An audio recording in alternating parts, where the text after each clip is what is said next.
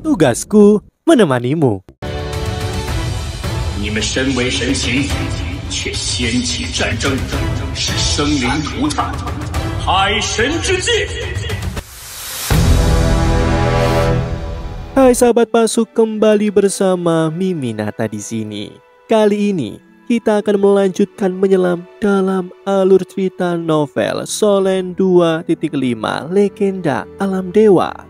Sebelum masuk ke dalam cerita, Mimin ingatkan, jangan lupa like, comment, and subscribe. Tanpa berlama-lama, Solen 2.5 Legenda Alam Dewa. Mari kita lanjutkan. Kapan Wutong memiliki aura pembunuh yang begitu kuat? Siapa yang memprovokasi putri kecil kita? Setelah pikiran Dewi Kupu-Kupu Tang Wutong kembali normal setelah tembakan itu, dia berkata dengan rasa bersalah, "Kakak, maafkan aku. Aku baru saja menyadari sesuatu dan dirangsang oleh dunia luar. Aku melancarkan serangan tanpa sadar. Apakah kamu baik-baik saja?" Wanita berambut merah itu tersenyum dan berkata, "Tidak apa-apa. Aku belum menggunakan teknik pedang ini selama bertahun-tahun, jadi aku benar-benar tidak terbiasa. Ayo, gurumu telah menunggumu datang." Dewa emosi terkejut. Sepertinya bukan hanya ayah mertuanya yang merencanakan strategi ini. Dia membawa Tang Wutong turun dari langit dan jatuh ke kolam air. Ketika mereka mendekati ketinggian 100 meter di tepi kolam air, sepertinya mereka tiba-tiba melewati penghalang dan pemandangan di bawah segera berubah. Di antara rimbunnya vegetasi terdapat halaman tambahan. Di halaman terdapat beberapa rumah kayu, anak-anak bermain dan orang tua sedang beristirahat. Di tengah halaman, seorang pria muda dengan rambut pirang berdiri melihat mereka datang sambil tersenyum. "Guru." Dengan kaki di tanah, Dewa emosi bergegas maju beberapa langkah memberi hormat yang dalam kepada pria berambut pirang itu dan berkata dengan hormat, "Kurasa sudah hampir waktunya bagimu untuk datang." Pria muda itu tak lain adalah mantan dewa emosi, ya, Rong Nianbing. Dia berkata sambil tersenyum, tapi ada sedikit ketidakberdayaan dalam senyuman ini. Dewi Kupu-Kupu berkata dengan rasa ingin tahu, "Guru, bagaimana Anda tahu bahwa kami akan datang? Mungkinkah Anda bisa memprediksinya sekarang?" Rong Nianbing berkata dengan marah, "Bagaimana aku bisa memprediksi? Itu hanya akurat untuk ayahmu. Orang itu selalu licik dan bijaksana. Setelah dia membuat kesepakatan denganku, bagaimana dia bisa membiarkanku pergi?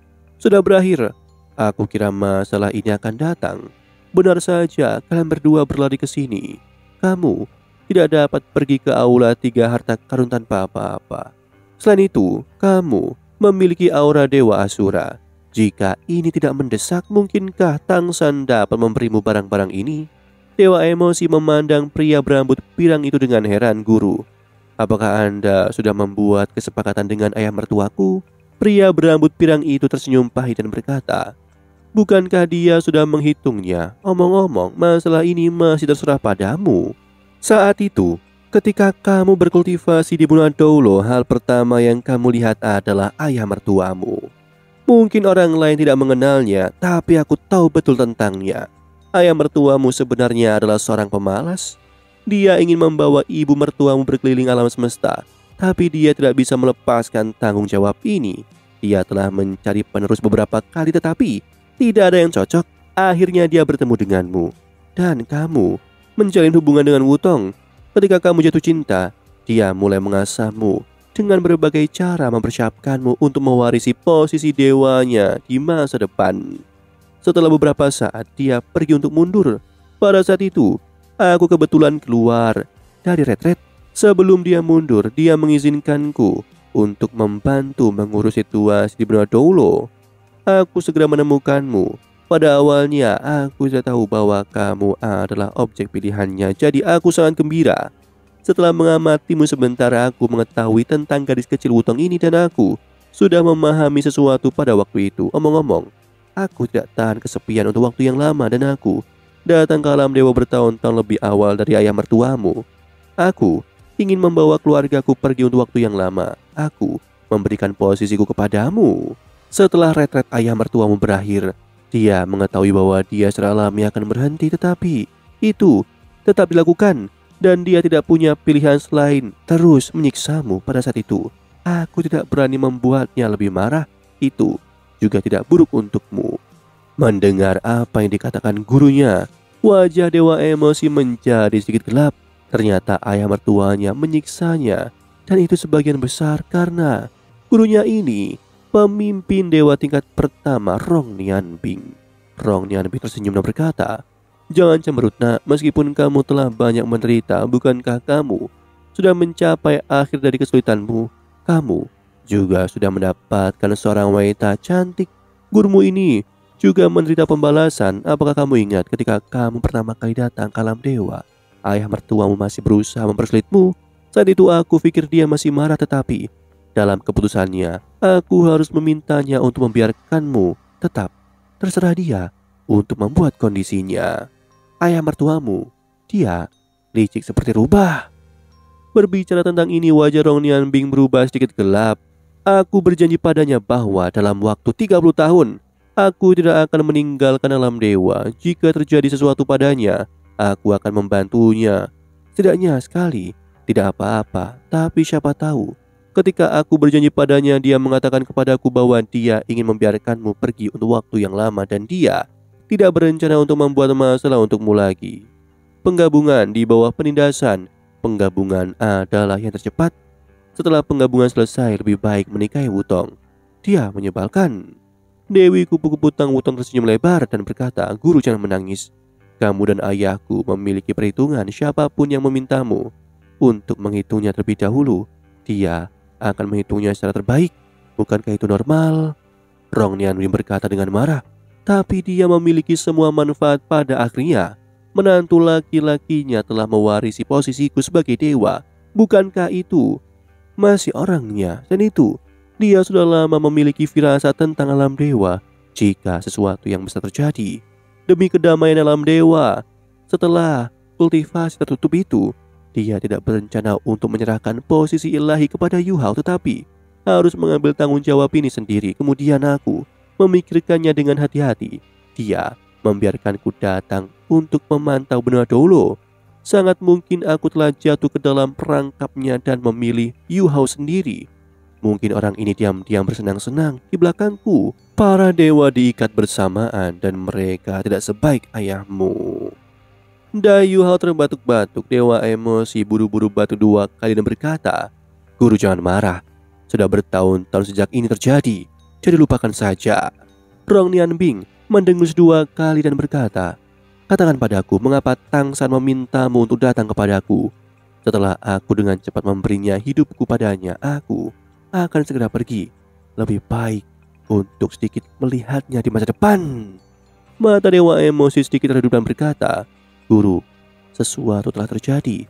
Ayah mertua dan ibu mertuaku telah dipenjara oleh Dewa Kehancuran. Kami hampir terjebak oleh dosa asa yang dikirim oleh Dewa Kehancuran." "Hah? Apa?" Meskipun Rong Nianbing sudah menebak beberapa situasi ketika Dewa Emosi Yu Hao mengatakannya, dia tidak bisa menahan diri untuk tidak terkejut. Ayah mertua dan ibu mertua ditangkap oleh Dewa Kehancuran. Kapan Dewa Kehancuran menjadi begitu kuat? Rong Nianbing berkata dengan terkejut. Dia membawa keluarganya dan tinggal di sini dalam pengasingan. Dia sudah lama tidak melihat dewa lain dan dia secara alami tidak tahu apa-apa tentang apa yang terjadi di komite alam dewa. Tepatnya, tidak banyak dewa di seluruh dunia sekarang tahu apa yang terjadi di komite alam dewa. Dewa Emosi secara singkat menceritakan bagaimana Dewa Kehancuran tiba-tiba merebut kekuasaan di komite alam dewa, menggunakan kehamilan ibu mertuanya untuk mengancam Tang San, sang dewa laut. Setelah mendengar ceritanya, mata Rong Nianbing menunjukkan pandangan serius, sepertinya sedang memikirkan sesuatu. Wanita berambut merah datang kepadanya dan memeluk lengannya dengan tatapan khawatir di matanya yang indah. Bagaimanapun, Dewa Kehancuran adalah penegak hukum alam dewa dan dia juga disebut sebagai Raja Dewa. Sekarang, setelah dia mengendalikan pusat alam dewa, dia memiliki kendali yang kuat atas seluruh alam dewa. Ada juga 8 dewa tingkat pertama di bawah komandonya. Ya, para dewa dosa asal dan kekuatan mereka tirani yang pasti tidak ada duanya di alam dewa saat ini.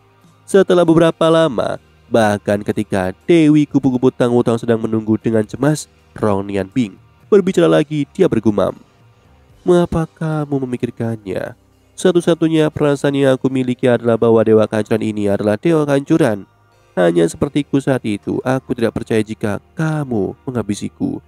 Pria licik seperti ayah mertuamu itu tahu bahwa dewa kehancuran memiliki ketidakpuasan yang kuat dengannya, tetapi dia tidak memiliki persiapan.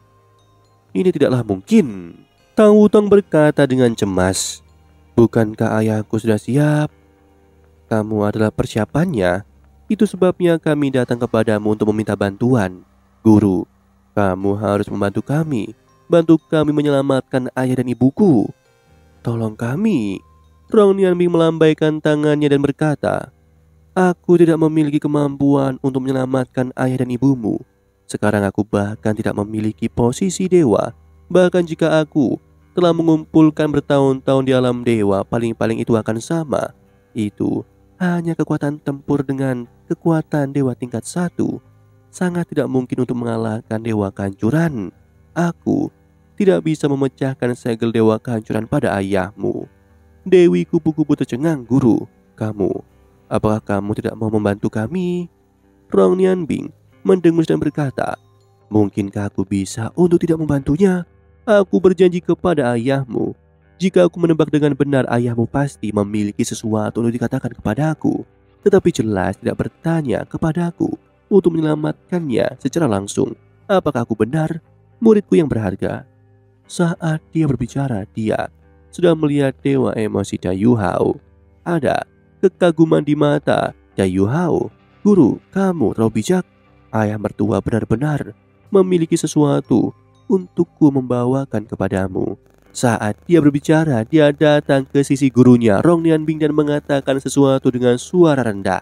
Ekspresi Rong Nianbing berubah dan setelah mendengar kata-katanya dia berkata dengan marah, Aku tahu bahwa orang ini Tangshan tidak mengambil keuntungan dariku jika aku tidak mengurus semua nilai yang tersisa dari Lozu. Dia bisa melepaskannya. Apa aku akan pergi? Tang Wutong memandang Rong Nianbing dengan beberapa keraguan, tetapi Rong Nianbing menggelengkan kepalanya dengan lembut padanya, tetapi ada sedikit senyum di wajahnya. Ayo pergi. Ayo cepat. Aku akan mengurus masalah ini. Aku benar-benar berhutang padamu, kata Rong Nianbing dengan marah. Berbalik dan berjalan menuju rumah kayu itu. Wanita berbaju merah buru-buru mengikuti, dan sebelum pergi dia menatap Dewa Emosi dan Dewi Kupu-Kupu dengan tatapan meminta maaf. Tang Wutong mendatangi Yu Hao dan bertanya dengan suara rendah, "Bagaimana situasinya? Ayahku memintamu untuk memberitahu guru." "Mengapa guru tiba-tiba marah?" Yu Hao berkata secara serius, Tidak bisa dikatakan. Tang Wutong berkata dengan marah, "Apa? Tidak bisa dikatakan? Oke, jangan pergi ke tempat tidurku di masa depan." "Oh Nyonya, kamu tidak bisa melakukan ini. Ayah mertuaku menyuruhku untuk merahasiakannya, dan bahkan aku tidak bisa mengatakannya kepadamu. Semakin sedikit orang yang mengetahuinya semakin baik." Tang Wutong mendengus. "Lalu, kamu mengatakannya atau tidak mengatakannya?" Baiklah. Menghadapi ancaman istrinya, Dewa Emosi langsung mengabaikan permintaan ayah mertuanya. Apa yang lebih penting dari seorang istri? Setelah berbisik di telinga istrinya untuk beberapa saat, Dewi Kupu-Kupu tiba-tiba menunjukkan tatapan. "Ternyata begitu. Jadi apa langkah kita selanjutnya? Kepada siapa kita harus pergi?" Dewa Emosi berkata, "Pergi cari orang yang sangat penting." Ayah mertua mengatakan bahwa apakah bisa membujuk orang ini atau tidak terkait dengan apakah dia bisa diselamatkan. Aku harap semuanya berjalan dengan baik. Dewi Kupu-Kupu berkata dengan ragu, "Mengapa sepertinya kamu tidak percaya diri?" Dewa Emosi tersenyum pahit dan berkata, "Aku khawatir aku tidak akan memiliki banyak kepercayaan diri jika aku ingin meyakinkan orang lain untuk berurusan dengan suaminya." Dewi Kupu-Kupu tertegun sejenak dan kemudian berkata dengan terkejut, "Maksudmu, kita akan menemui Dewi Kehidupan?" Dewa Emosi mengangguk tak berdaya dan berkata, "Ini adalah tugas kedua yang diberikan ayah mertua kepadaku, dan ini yang paling penting. Guru benar, Dia tidak dapat bertarung melawan dewa kehancuran. Kehancuran adalah penegak hukum alam dewa. Kekuatan sucinya sangat kuat dan dia mengendalikan pusat alam dewa. Dalam hal ini, kita tidak memiliki kesempatan sama sekali. Oleh karena itu, jika kita ingin bersaing dengan dewa kehancuran, kita membutuhkan seseorang yang dapat melawan secara langsung. Sekarang kedua raja dewa tidak ada di sini dan ayah mertua telah disegel. Hanya Dewi Kehidupan yang bisa. Dewi Kupu-Kupu menatapnya dengan tatapan kosong dan berkata, "Apakah kamu tidak bercanda? Kita meyakinkan istri orang lain untuk berurusan dengan suaminya. Bagaimana kamu tahu bahwa Dewi Kehidupan tidak mendukung dewa kehancuran? Mereka adalah suami istri." Dewa emosi berkata, "Setiap dewa memiliki kognisisnya sendiri. Ayah mertuaku mengatakan kepadaku bahwa ketika dewa kehancuran berurusan dengannya, Dewi Kehidupan tidak muncul. Dan jika Dewi Kehidupan juga mendukung dewa kehancuran, ketika dia berurusan dengan ayah mertua, dia tidak perlu menggunakan ibu mertua sebagai ancaman. Oleh karena itu, Dewi Kehidupan pasti tidak mendukung dewa kehancuran. Tetapi dia tetap melakukannya, tidak menghentikan dewa kehancuran. Menemukannya dan membujuknya untuk menghentikan dewa kehancuran adalah kunci. Hanya kekuatan Dewi Kehidupan yang dapat membantu ayah mertua mengangkat segelnya." Demikianlah alur cerita novel Solen 2.5 Legenda Alam Dewa untuk hari ini. Sebelum Mimin akhiri, Mimin ingatkan jangan lupa like, comment, and subscribe, karena tugasku kan selalu menemanimu.